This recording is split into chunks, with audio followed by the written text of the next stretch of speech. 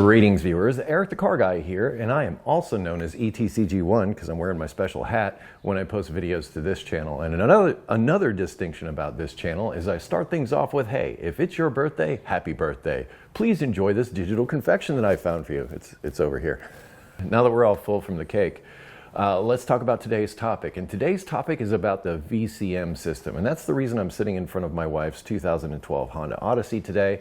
I recently posted a video where I addressed some oil leaks on the valve covers and did a valve adjustment on this. I'll link that down in the description. Another very common issue on these engines is a leaking spool valve, which has to do with that VCM system. That valve was also leaking, so I went back in and did a short video on that. That'll be posted this coming Friday. That said, whenever I've posted anything about VCM, and for the uninitiated, VCM stands for, I believe, vehicle cylinder management. That's what I think it stands for. What it does is it's designed to save you fuel. And how it does this is as you're cruising down the highway, or as you're cruising down a road and you're not into the accelerator at all, it disables cylinders on the vehicle. So those cylinders aren't using any fuel at all. So they just disable them completely because at that moment, the engine is not required to produce a lot of power. So it reduces engine power. And it does this by canceling out cylinders. I think on this van, it can cancel up to 4 cylinders. Other systems I've seen cancel 3 cylinders at a time. So in other words, on a V6 engine, you would be running down the road on 3 cylinders. Or perhaps 2 cylinders, I'm not really sure. I'm not completely familiar with the system. It's had a few updates over the years. Let's first talk about how the system is supposed to operate. The way it's supposed to operate is there's supposed to be a seamless integration of when the cylinders are needed and when they're not needed, and when they're turned off and when they're turned back on. So you shouldn't even notice anything but a little green light on your dash, usually says ECO on it, ECO. That's the only thing that you should notice with the VCM system by design. Now, some people have issues to where when the VCM system engages or disengages, there could be a vibration or a shudder or other issues that are involved with that. In fact, it's even so bad that Honda extended the warranty on some of these engines because in addition to that shuddering and also engine mount issues, in addition to all of that, it can foul piston rings and cause cylinders to burn oil over time. That's not good. You know, a system that's designed to save you fuel, in essence, ends up destroying your engine. I can understand why people would have a lot of hurt feelings about something like that. Totally understand it. So we've talked about some of the problems that can occur with the VCM system. Honda knows about this. In fact, I think it was back in 2015, they extended the warranty on these engines that had piston ring issues that were burning oil. Up to like 8 years, I think it was. And I'll post that information down in the description for you. But in essence, what was happening is the oil control rings and the piston rings were getting gummed up with stuff from not being used. And that's kind of what I'm trying to wrap my mind around, what exactly is causing these piston ring failures in these engines. And what I can come up with is the pistons and the piston rings are designed to have the cylinder pressure of compression, or actually of a little bit of compression, but also during the power stroke and the expansion of the fuel air mixture after it ignites from the spark plug.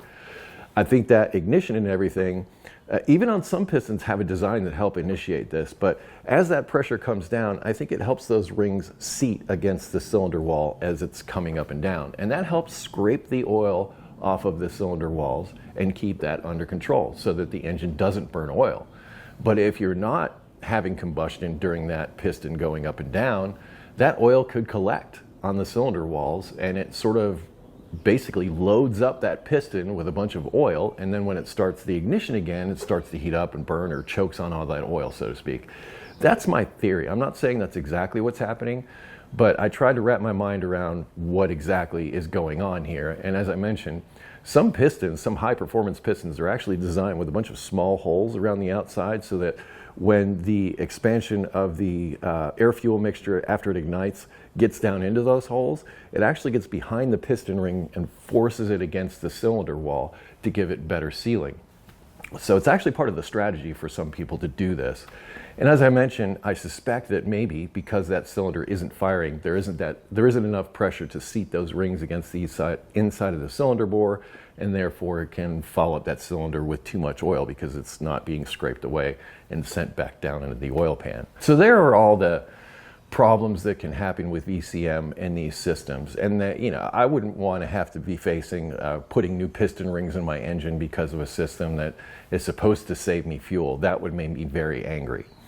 But here's my issue with VCM people and people who want to delete the VCM. So there is a system out there, I believe it's called the VCM muzzler, that can disable the system. So in other words, it'll never disable any of those cylinders. You'll always have 6 cylinders, and away you go. Now, as I mentioned, the system is designed to save you fuel. I've had some people claim that after installing a VCM muzzler, that they actually save fuel as a result of doing that.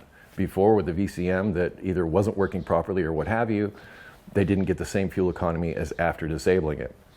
Another thing I've heard people say is that if you're towing, you definitely want to disable the VCM because activating and deactivating, especially in a situation where you're towing a heavy load, that can make those issues that I talked about the shuttering or engagement and disengagement, even more violent and prevalent because you've got a heavy load on the back of the vehicle. So the VCM system, I will admit, was not a perfect system. However, I've had this van for about 130,000 miles. Let's go for a drive and we'll share my experience with the VCM system. Here's my experience with the VCM system. I'm driving my wife's van now, and I should point out that this is my wife's van, so I'm not driving it all the time. I don't know its little foibles, things like that. Anyhow, the system, that eco light that you just saw come on, that means that system is now engaged. So I've come down a hill and I'm just sort of cruising along this back road, adding a little bit of gas, and the light goes out. I've noticed no shuttering, no anything when doing this. When I let off the gas a little bit, that eco light will come on, disable those cylinders, I tip into the gas again, and it's virtually seamless. I notice no vibrations, no clunking, no anything when I do this. So for me, the VCM system has worked out great. And I'm not saying your experience should be exactly the same as that, but for me, again, I'm not having any issues with the VCM system. Here, I'll do it again, one more time for you. Off the gas, going into eco mode, hit the gas, boom. No issues at all. So for me, the system has worked flawlessly. And again, I'm not negating your experience at all, but this is my experience with this van at this mileage. As I mentioned, I haven't had any issues with VCM system. It seems to work as intended. If you watch that video where I do the valve cover gaskets and everything in this engine, you'll see that yes, the spark plugs, and I'll put the picture up here now. I'm starting to show some oil fouling on some of the spark plugs. How significant that is, I'm not really sure, but for now I'm going to increase my oil change interval to about 5,000 miles as opposed to the 7,000 mile interval that I have been doing, and I'm going to do that for a while to try to clean out that gunk. And I also replaced the PCV valve, which I'm hoping is going to help also alleviate the gunk inside of my engine and the fouling of the spark plugs. You know, for 184,000 miles that this van has on it, I'm not disappointed in the VCM system. I feel that it saved me a bunch of fuel. It's worked for me. For other people, as I mentioned, it hasn't worked. And I'm not negating your experience at all, but my problem is whenever I post a video or have something having to do with this VCM system on it, invariably people will come into the comments and tell me that I need to disable that VCM system ASAP. I am not in that camp. If you're having a problem, I kind of almost feel like there may be other issues going on with the engine. If you're fouling out spark plugs and the piston rings aren't sealing like they're supposed to, yeah, that's like a misfire waiting to happen. The gunk inside your engine, that's not good either. So all of these things could contribute to making it so that system cannot work as intended. And again, I'm not saying Honda had a perfect design and it should have worked perfectly, and if it's not working, it's your fault. I'm not saying that at all. Because, well, we all use these vehicles in different ways. In fact, I just want you to think for a moment, if you were an engineer and you were building this van and you wanted to put it together so that it would be reliable, it would be efficient, it would take care of a family, because that's a family vehicle. So you go through all this time and effort to try to make this system to save people fuel, and it doesn't necessarily do it, and it may fall short. I would feel pretty bad in that instance, but my intention was always to help my customer. And I want you to keep that in mind, that they didn't go about this trying to screw you up. And for many people, the VCM system, I think, works fine. For those of you that it doesn't work, I'm sure it's very top of mind with you because, as I said, it could involve so much as like tearing down your engine and going through cleaning out piston ring grooves, replacing those piston rings and putting the whole thing back together. If you feel like going through that expense, because this 2012, these days, it's 2025 now, might sell for $5,000 to $7,000. I don't know. Used car market is kind of right now, so I have no real clue about that. But when I bought it as a certified used vehicle back in 2015, I think I paid $29,000 for it. And since then, I believe I've put 130,000 miles on it. I shouldn't say that. My wife has put 130,000 miles on it. This is her vehicle. So I don't drive it all the time, so I don't know its little foibles and nuances. I try to drive it once in a while just so I can keep up on things. And just recently, I've spent a lot of time with it addressing this oil leak. So this is the summary of this whole video. I'm just asking you people that are all about VCM muzzler and VCM delete, I'm just asking you tone it down a bit because I'm aware of the issues that are out there and I want to share that information with the viewers. But I haven't had those issues. And I think I'm like a lot of people out there that also haven't had issues with their VCM system. So what I'm saying is just because somebody has VCM on their vehicle does not mean that it's failing or going to fail or something like that. It could work fine. Again, I've gone 130,000, my wife has gone 130,000 miles in this van without issue with the VCM. So here we are. That's the only thing I'm asking. Just tone down the rhetoric a little bit and just back off on the insistence that the VCM system is a menace to society, because for some, yes, I believe it is. So let's go back a few years to the beginning of this system. It wasn't a Honda system to begin with. I believe the first vehicle to use a cylinder canceling system was Cadillac, and it was in the early 80s, and it was a total flipping disaster. That car was a disaster. That engine was a disaster. The idea was great, but the technology simply was not there to make that system work. At least GM wasn't able to make that work at the time, and it got a really bad reputation.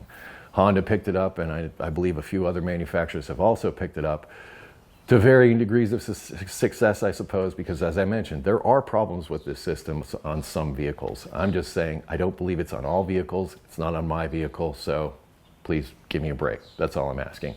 More information linked down in the description, including the video I did with the valve cover replacement and the valve adjustment, valve cover gasket replacement and the valve adjustment that I did on this.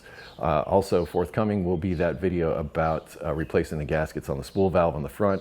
These oil leaks are important because if you allow them to continue, they can destroy your alternator, which is an expensive piece. So if you had a bad alternator like I did on this van and had to replace it, you definitely want to make sure that if you have any of those oil leaks in that area around that alternator, that you address them. Otherwise, you could be buying another alternator, and I believe they won't warranty it if it's all soaked with oil. So there you go. All that stuff, including additional information, all kinds of things down in the description. So go down in the description, check out additional information if you want to explore this further. Other than that, I want to thank you for watching today. Thank you for sticking with me. I look forward to your comments on this video. We'll figure all this out. If you have automotive questions, I ask that you head to ericthecarguy.com, also linked in the description. Thank you again for watching today. Be safe, have fun, stay dirty. I'll see you next time.